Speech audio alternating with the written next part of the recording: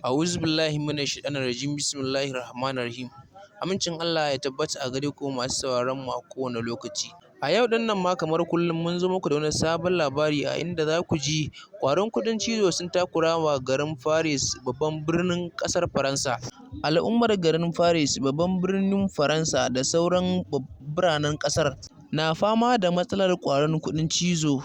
Yayin da ƙasar ta Faransa take shirye-shiryen ɗaukar baƙuncin gasar guje-guje da tsalle-tsalle ta Olympics, a yayin da a yanzu haka ana ganin ire-iren waɗannan ƙwari a cikin biranen ƙasar.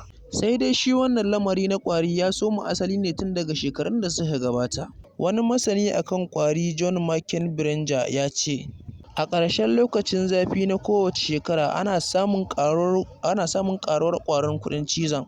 Sannan kuma shi masanin ya ƙara da cewa hakan na faruwa ne dalilin mutane da ke yin yawan tafiye-tafiye a watannin Yuli da Agusta, domin yawace-yawacen da suke yi shi ke sa suna kwaso su a cikin kayayyakinsu. Sai dai a cewar masanin, yawaitar kuɗin cizon da ake samu a kowace shekarar, a yanzu haka dai gwamnatin Shugaba Emmanuel Macron na buƙatar ta ga an ɗauki mataki a kan ƙwarin. To masu sauraron mu, duka-duka nan muka zo ƙarshen wannan labari, sai dai idan kuna da buƙatar ci gaban wannan labari to ku daure ku danna mana subscribe, sannan ku danna alamar ƙararrawa don saboda da mun ɗora sabon aiki za a sanar da ku. Mun gode, sai mun haɗu a wani jikon.